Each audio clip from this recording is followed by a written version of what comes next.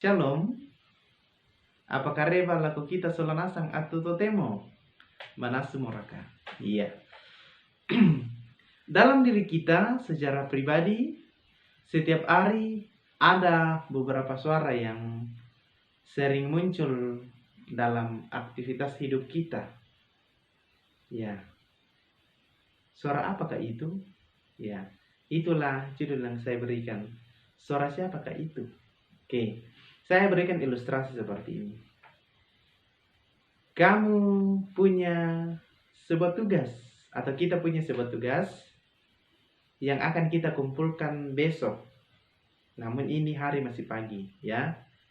Kemudian muncul dalam diri kita, nantilah saya kerjakan, masih banyak waktu toh, besok baru dikumpul.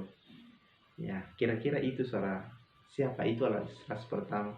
Ilustrasi yang kedua, kita bawa motor dalam perjalanan, tiba-tiba ada sebuah pengendara motor juga yang dari belakang sangat ngebut,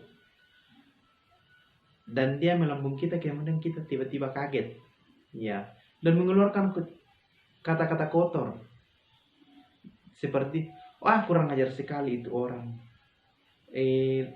mungkin ini jalannya sendiri sehingga hampir dia kuasai jalan itu. Ya, itu ilustrasi kedua. Kemudian kita di rumah, ya, ilustrasi ketiga ya. Kita di rumah, tiba-tiba kita tanpa sadar kita memuji Tuhan, menyanyi, kemudian merefleksikan diri kita, mengevaluasi diri kita, dan berdoa secara pribadi kepada Tuhan dalam hati kita. Kemudian kita terus merasa nyaman, pengennya terus bersama dengan Tuhan. Kira-kira itu suara siapa? Ya, dari ilustrasi pertama, kalau kita pahami itu adalah suara dia dalam diri kita sendiri. Ya, karena kita mengambil keputusan secara pribadi.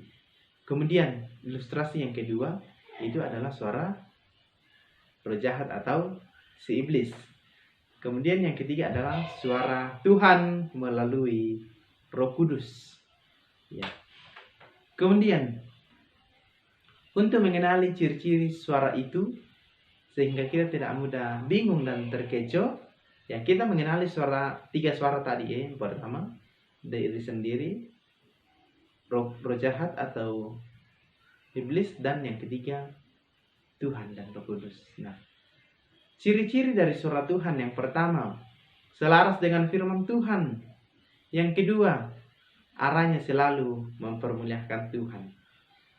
Kemudian, ciri-ciri dari suara diri sendiri, selalu mengandalkan diri sendiri.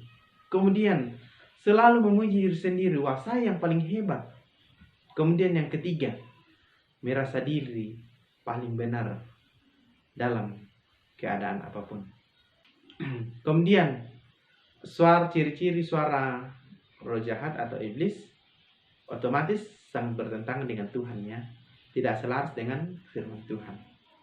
Kedua, arahnya sangat bertolak belakang dengan mempermuliakan firman Tuhan. Oke, saya kira itu. Tuhan Yesus memberkati.